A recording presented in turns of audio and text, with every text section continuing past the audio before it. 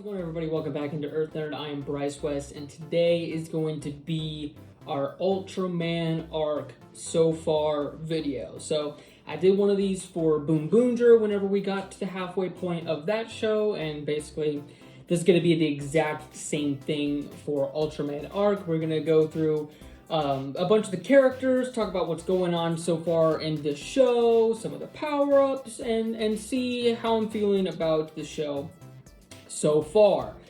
Just like with the Boom Boonger so far review, this is not going to be a play-by-play of every single event that has happened within the show so far. If you want more of that type of video, I've got weekly reviews coming up on the channel, so definitely stay tuned for those, but this is just my overall general thoughts on the show. So we're going to go ahead and get started with the characters. We've got Yuma, who is our Ultra for this season, Ultraman Arc, and I like Yuma quite a bit. He's definitely a much younger Ultra than I'm used to. This is only my third Ultraman season so far. I've only seen the 1966 version, and I've only seen Ultraman Blazar. So this is the first younger Ultra that I've seen, and overall I think he's a pretty good character. We get a lot of his backstory in episode 3 for some reason. Episode 3 is actually sort of the start of the show, and then because in episode 1 he's already Ultraman, he's already got his powers, and then Ultraman Arc episode 3 we go back and see how it all started, but it was also just a dream, and it was a really weird scenario. I have no idea why they did it that way, but 15, 20 years ago, I can't remember the exact amount, but there was something called K-Day, which is the day that the first Kaiju came to Earth in this universe, and basically Yuma's parents are, I believe they were researching Kaijus, or the possibility of Kaijus, and then one shows up, they get attacked, and unfortunately they aren't able to make it. However, this glowing light figure saves Yuma, which is Ultraman Arc, and many years later the Kaijus come back, or they attack the city, and Yuma is able to reunite with Ultraman Arc, and through Yuma's imagination is able to create the powers that Ultraman Arc uses, because before Yuma and Ultraman Arc combined, all Ultraman Arc was this like light figure, and whenever they were able to combine, then that's how we get the Ultraman Arc that we know. So definitely an interesting backstory for sure. I think he's a really good protagonist too. He's got that youthful spirit, but he's not like a lot of the young tokusatsu characters that are just kind of idiots. You know, I mean, Yuma's a smart guy. He's an intelligent person. Although, interestingly enough, he joins Skip, which are supposed to be investigating these kaiju events, with seemingly no experience, which you would think that would be a job that would require a lot of prior experience, but the only real experience that he's had was the event many years ago whenever he was a kid.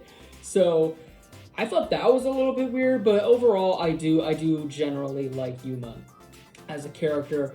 And then we've got Hiroshi Ban, who is the chief, and you might recognize this actor if you're a Super Sentai fan. He previously played Aba Red and Aba Ranger, which is pretty cool. And also, fun fact, in the English dub for Ultraman Arc, Hiroshi Ban is played by Tony Oliver, who is a pretty prolific Mighty Morphin Power Rangers producer. He also voiced Saba, the White Ranger's sword, in Mighty Morphin Power Rangers. So I thought it was pretty cool that they had him voice one of the characters. It seems like with these English dubs, ever since they've started doing those on YouTube, each season has had one person from Power Rangers come over. Last season it was Johnny on Bosch as the main Ultra. And here the Tony Oliver plays the chief, and the chief he's pretty cool. He's very wholesome. Like he's not like a hard, like do things my way kind of chief. Like he is a very kind and considerate man. And I just love every time that he's on screen. He's such a wholesome wholesome person. Honestly, kind of like how I forget his name from Ultraman Blazar. Was it Gemba? Who the vessel for the Ultraman Blazar was the captain in that season, and they kind of have the same level of leadership and wholesomeness, which I really enjoy. And yeah, I mean, he hasn't had a lot of focus episodes. He got the one with his former mentor, which I thought was pretty good. But otherwise than that, there haven't been a lot of focus. But I don't really think he, in particular, has needed it too much, because he's just kind of there to be a support for the other characters, essentially. Up next, we're going to talk about Rin Natsume, and she is basically the programmer of the team.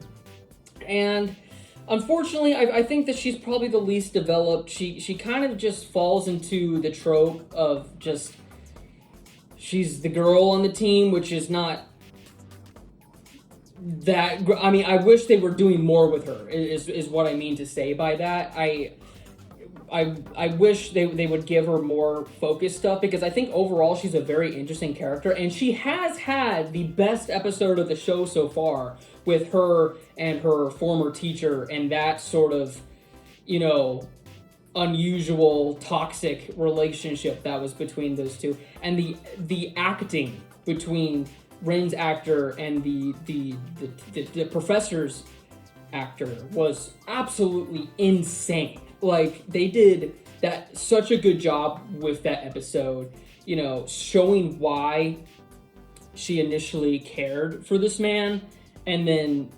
alternatively showing how awful this man can be, but he still does care about, there was a lot of moving parts within that episode, and it's why I want so much more from this character, because I watched that episode and I'm like, oh my gosh, this is incredible storytelling just in this one episode. This wasn't a multi-part arc or anything. This character showed up.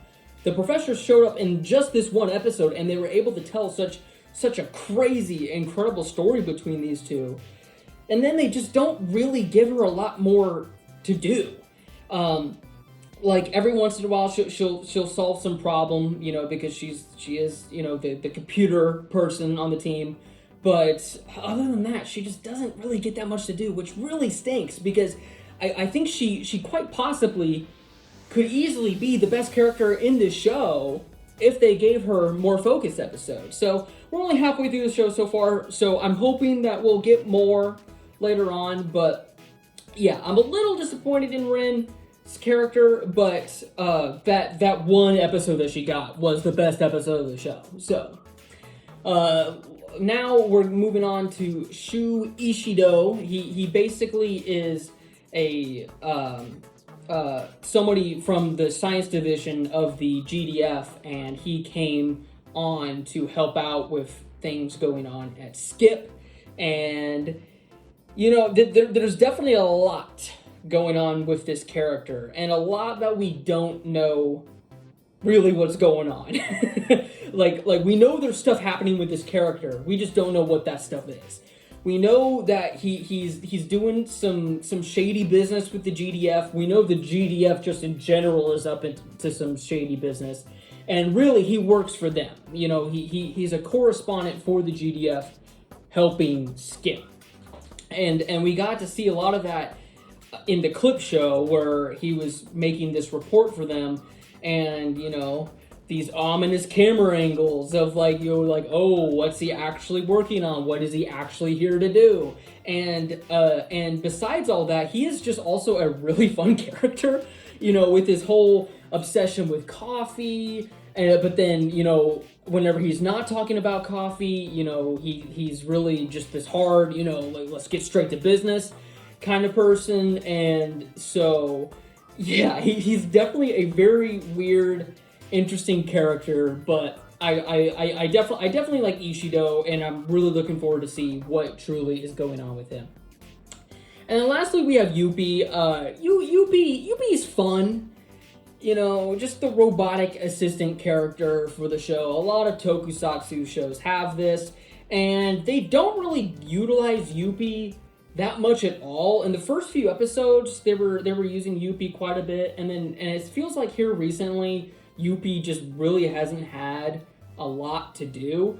So I wish they would utilize Yuppie a little bit more, because I kind of like Yuppie. I think the design is really fun for Yuppie too, and then Yuppie is able to split into two, and then just the head, which is like a sort of drone, and then that's U-Bot, and then the body is P-Body, I believe is how they split it up, and so very, very weird, interesting, robot character. Again, kind of like Rin. Wish they would utilize a little bit more, but yeah. And then, so that is pretty much the characters. There aren't really overarching villains that we know of so far in this show. Obviously, we have the Kaijus every week, and they're pretty much just like Kaijus are in all the Ultraman shows. There's not really anything too crazy to note about with them. We did have Givas a couple episodes ago, and that was a pretty interesting story arc, two-parter, villain per se, even though it turns out he wasn't really a villain. But yeah, that's pretty much it in terms of villains. There aren't really villains per se. It's just the Kaijus that attack the city, pretty much. And then now we'll talk about the transformation device. I think this transformation device is actually really cool. And then you got the cubes as well, and then it sort of spins to whenever he wants to transform it. It's kind of like a weird diamond-shaped Rubik's Cube sort of thing. I really enjoy it. I think it's a lot of fun. I wouldn't mind buying the toy at some point whenever I have more of a disposable income, because I just went to LA Comic-Con, and so all my money's gone. But but anyway, actually stay tuned to the channel for a haul video on that, by the way. But yeah, back to the topic at hand. The transformation device is pretty cool, and then the suits overall. His main suit is basically just an Ultraman suit. It doesn't really do anything too crazy. Like the Ultraman Blazar suit felt very different and very fresh.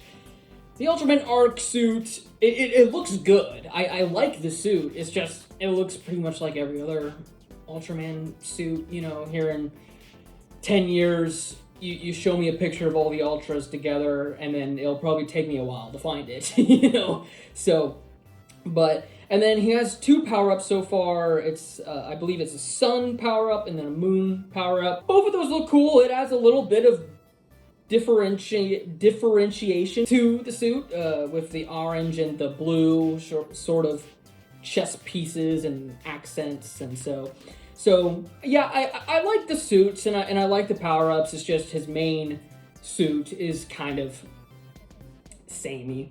But yeah, that pretty much covers it for all of that. In terms of the plot, there isn't really that much of a plot, but I think that's okay. Whenever I go into these shows, these tokusatsu shows, I'm not really looking for, watching it for the crazy suits or, the toy potential, or sometimes not even, really the story, because a lot of these shows don't have that great of story. Overall, what I'm looking at is, does it have good characters? And this show has great characters. And, Ultraman, it's kind of like Ultraman Blazar, where Ultraman Blazar had great characters, but it utilized almost none of them, except for, the main two. And it had two characters that they basically focused on. And yes, I've complained about how characters like Rin don't really get that much focus, but she is still very much present. Whereas with Blazar, I felt like they were really kind of just shoved off to the sideline. in this, I love all the characters. I wish Rin got a little bit more focus, but she is still a very active member of the show and of the team. And so I think Ultraman Arc so far has really great characters and is doing a much better job handling those characters compared to Ultraman Blazar last season. So that being said, I have really been enjoying the show so far, and that theme song is so great too. I love the theme song. I'm definitely bopping my head every time, every time it comes on. It's definitely a lot of fun. But those are my overall thoughts of Ultraman Arc so far. Definitely stay tuned to the channel for more Ultraman videos just like this in the future. And let me know in the comments below, what are your thoughts on Ultraman Arc so far? Are you enjoying it this year? Do you like it even more than Blazar? Because I know Blazar was actually a fairly major fan favorite season for a lot of Ultra fans. I'm new to the franchise, so like I said, I wish Blazar focused on his characters a little bit more closer to this season. But let me know your thoughts on Arc in the comments below. And this Friday, we've got another full season review, and this Friday we're going to be covering Gingaman. So get ready for that one. I've got plenty of thoughts. So I'm definitely excited for that review to come out. And once again, thank you all so much for watching. Take care.